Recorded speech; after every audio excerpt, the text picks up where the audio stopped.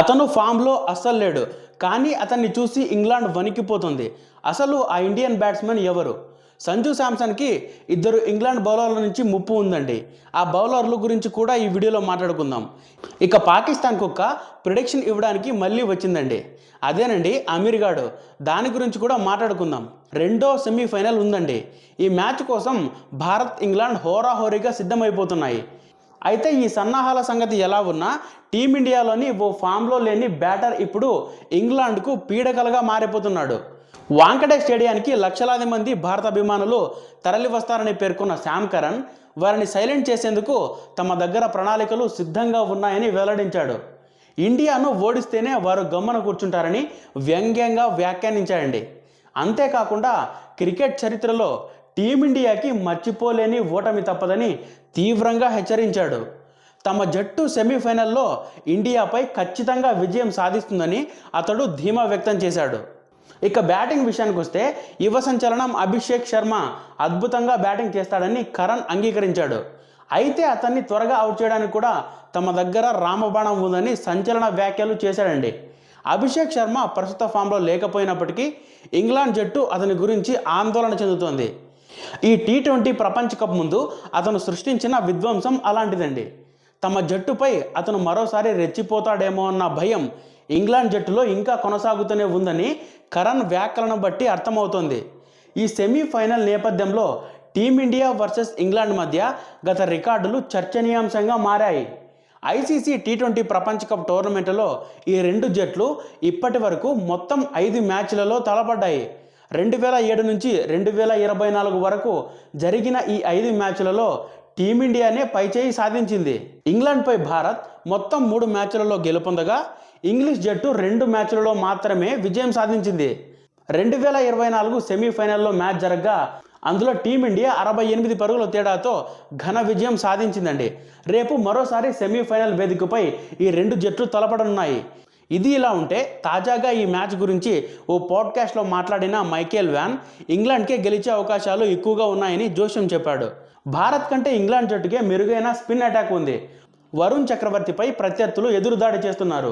ఈ టోర్నమెంట్లో స్పిన్ పరంగా Liam Dawson, Adil Rashid, Will Jacks అత్యుత్తమ స్పిన్ అజేయంగా నిలిచింది. న్యూజిలాండ్తో జరిగిన మ్యాచ్ డెడ్ రబ్బర్ అయినప్పటికీ ఆ గెలుపు జట్టు ఆత్మవిశ్వాసాన్ని రెట్టింపు చేసింది. ముంబైలో ఇంగ్లాండ్ విజయం సాధిస్తుందని నేను గట్టిగా నమ్ముతున్నాను. ఇంగ్లాండ్ ఫీల్డింగ్ అద్భుతంగా ఉంది.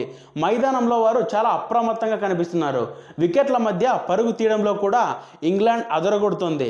ఆటగాళ్లుగా నియంత్రించగలిగే చిన్న చిన్న విషయాలను ఇంగ్లాండ్ చాలా చక్కగా చేస్తోంది అని కామెంట్ చేశాడండి. ఇక సంజు శాంసన్ విషయానికి వస్తే ఈ మ్యాచ్లో ఇద్దరు ఇంగ్లాండ్ బౌలర్లతో ఇబ్బంది పడే అవకాశం ఉందండి. ఇంగ్లాండ్ కీలక బౌలర్ జోఫ్రా ఆర్చర్ రూపంలో ప్రమాదం పొంచి ఉంది. గత ఏడాది అంతర్జాతీయ T20లో ఈ ఇంగ్లీష్ పేసర్ సంజును బాగా ఇబ్బంది పెట్టాడు. శాంసన్కు జోఫ్రా 23 డెలివరీలు సంధించగా అతడు కేవలం 25 పరుగులు మాత్రమే సాధించాడండి. ఆర్చర్ బౌలింగ్లో సంజు 3 సార్లు అవుట్ అయ్యాడు.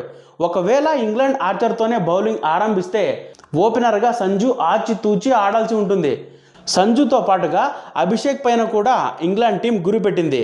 అదేవిధంగా జోఫ్రాతో పాటు మరో బౌలర్ శామ్ కరణ్ కూడా సంజుకు సవాల్గా నిలవనున్నాడు. T20 మ్యాచ్ల్లో శామ్ కరణ్ సంజుకు 16 డెలివరీలు సంధించగా అతడు 21 పరుగులు మాత్రమే చేయగలిగాడు.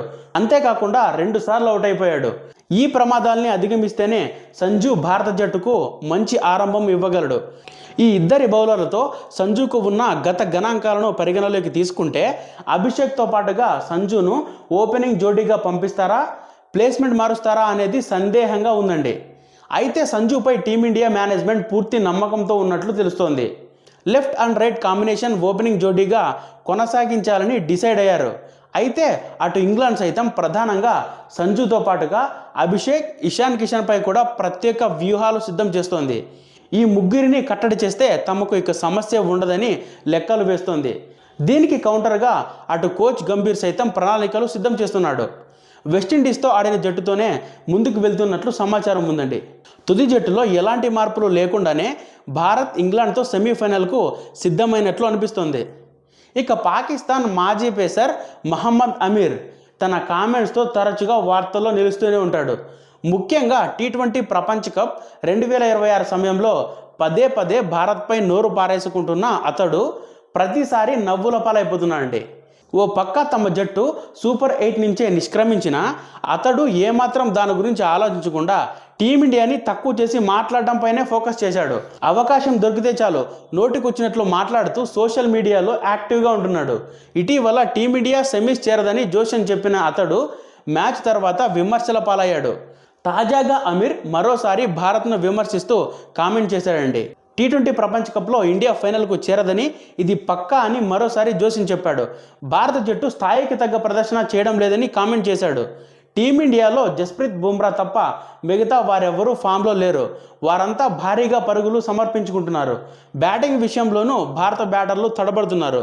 అందుకే సెమీఫైనల్లో వారు ఇంగ్లాండ్ను ఓడించడం చాలా కష్టం, అది అసాధ్యం. నేను భారత్ సెమీస్ చేరదని చెప్పాను, కానీ సంజు శాంసన్ బాగా ఆడాడు. అందుకే టీమిండియా టాప్ 4లో నిలిచింది. కానీ అప్పటికి ఇప్పటికీ టీమిండియా స్థాయికి తగ్గ ప్రదర్శన చేయడం లేదు. బ్యాటింగ్, బౌలింగ్ ప్రతి దాంట్లో వైఫల్యాలు ఉన్నాయి.